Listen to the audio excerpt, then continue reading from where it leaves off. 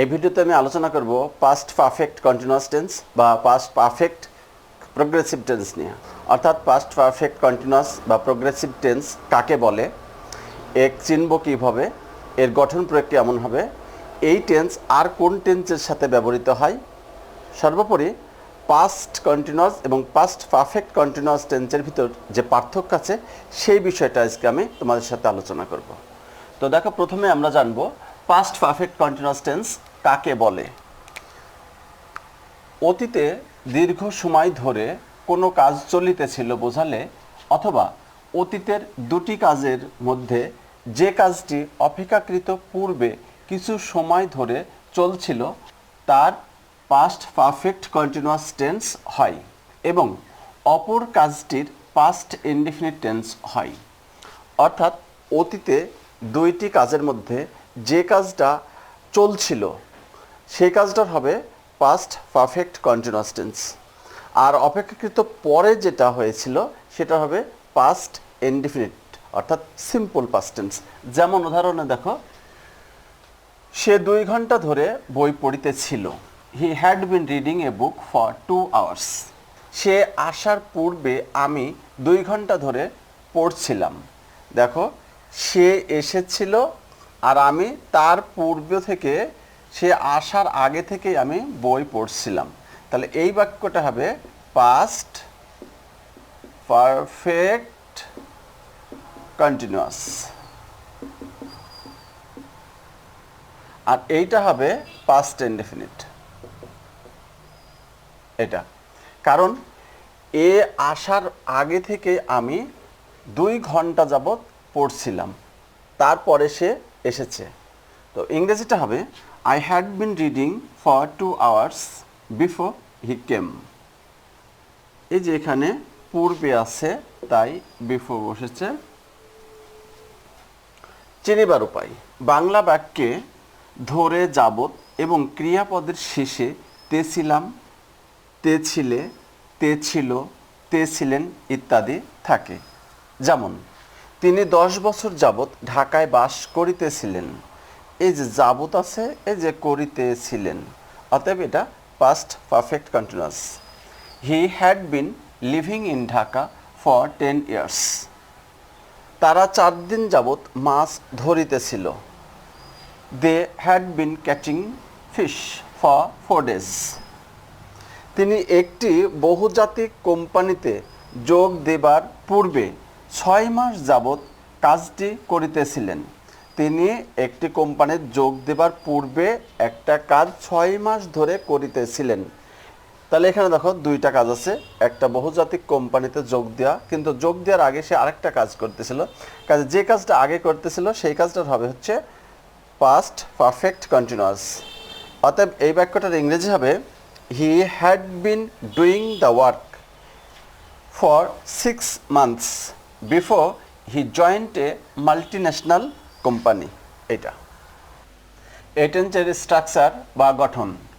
1 নম্বর affirmative বা হাঁ বোধক বাক্যের গঠন কেমন হবে সেটা দেখো। Subject plus had been plus মূল verb plus ING plus extension. যেমন, তারা 3 ঘন্টা ধরে ক্রিকেট খেলিতেছিল। They had been playing cricket for 3 hours. 2 number negative বা না বোধক বাক্য। তখন এর স্ট্রাকচারটা হবে subject plus had not plus been plus মূল verb plus ING plus extension. যেমন, তারা 3 ঘন্টা যাবত ক্রিকেট খেলিতেছিল না। দে হ্যাড নট বিন, এই যে subject subject, had not, been been, মূল ভার্বের সাথে ING, extension cricket for 3 hours. Cricket for 3 hours extension. Interrogative, had plus subject plus been. ভালো করে লক্ষ্য করো, ইন্টারোগেটিভ করার সময় সাবজেক্টের আগে বা পূর্বে হ্যাড বসবে, সাবজেক্টের পরে বিন বসবে, প্লাস মূল verb plus ING plus extension plus note of interrogation or question mark. যেমন, তারা কি 3 ঘন্টা যাবত ক্রিকেট খেলিতেছিল? ইংরেজি হবে had they been playing cricket for 3 hours. এই যে হ্যাড, এই হ্যাড, তারপরে সাবজেক্ট, তারপরে বিন, তারপর মূল ভার্বের সাথে আইএনজি এক্সটেনশন। নেগেটিভ ইন্টারোগেটিভ, অর্থাৎ একই সাথে নেগেটিভ হবে এবং ইন্টারোগেটিভ হবে, না সূচক ও প্রশ্নসূচক একই সাথে। যেমন তখন এর স্ট্রাকচার হবে hadn't plus subject plus been, been কিন্তু সাবজেক্টের পরে দেখো, প্লাস মূল verb plus ING plus extension plus question mark.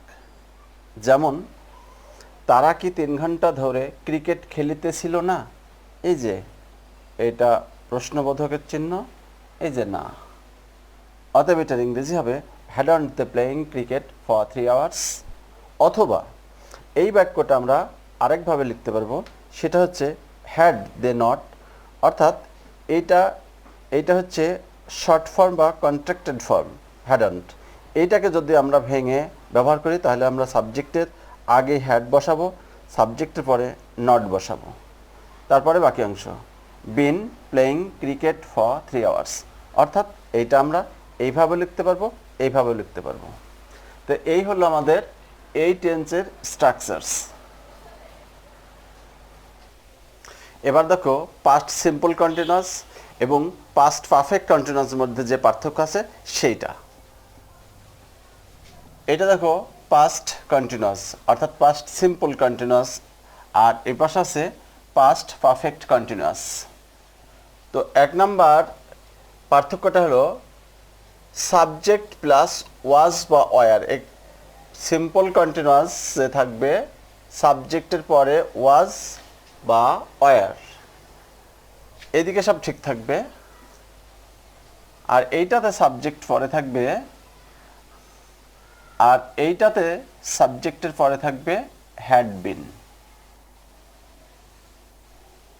2 নম্বর পার্থক্য হলো সময়ের উল্লেখ থাকে না, অর্থাৎ সিম্পল পাস্ট কন্টিনিউয়াস টেন্সে কোনো সময়ের উল্লেখ থাকবে না, অর্থাৎ ধরে, যাবত, থেকে, পূর্বে ইত্যাদি থাকে না।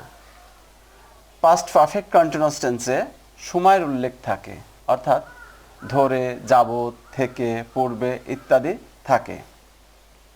যেমন পাস্ট কন্টিনিউয়াস আমি বইটি পড়িতেছিলাম, I was reading the book. Past perfect continuous টেন্সে হবে আমি 2 ঘন্টা যাবত বইটি পড়িতেছিলাম, I had been reading the book for 2 hours. এই যে সময়ের উল্লেখ আছে 2 ঘন্টা, এই যে যাবত আছে, আর এই বাক্যে দেখো কোনো কিছু নাই, প্লেন। পরের উদাহরণটা দেখো, তারা ছবি আঁকিতেছিল, দে ওয়ার ড্রয়িং পিকচার্স। এখানে তারা সকাল থেকে ছবি আঁকিতেছিল, এখানে দেখো কোনো সময় নাই, এইখানে এই যে সকাল থেকে, তাহলে এইটার ইংরেজি হবে দে ওয়ার ড্রয়িং পিকচার্স, এইটার ইংরেজিটা হবে they had been drawing pictures since morning, since morning. এই হলো পাস্ট সিম্পল কন্টিনিউয়াস এবং পাস্ট পারফেক্ট কন্টিনিউয়াস টেন্সের মধ্যকার পার্থক্য। আশা করি তোমরা এই পার্থক্য দুইটা ভালোভাবে বুঝতে পেরেছ। তো ভিডিওটা কেমন লাগলো কমেন্ট করবা, যদি ভালো লাগে তাহলে অবশ্যই সাবস্ক্রাইব করবা, লাইক করবা, শেয়ার করবা। আগামী ভিডিওগুলোতে আমি ফিউচার টেন্স করাবো, এবং ফিউচার টেন্সে তোমরা জানো শ্যাল আর উইল একটা বড় ধরনের বাধা, ছেলেমেয়েরা এই দুইটার ব্যবহারে খুব কনফিউজড হয়ে যায়, তাই এই কনফিউজড আমি দূর করার চেষ্টা করব। আশা করি এই শ্যাল উইলের ব্যবহারে কোনো কনফিউশন থাকবে না। তো সবাই ভালো থেকো, আল্লাহ হাফেজ।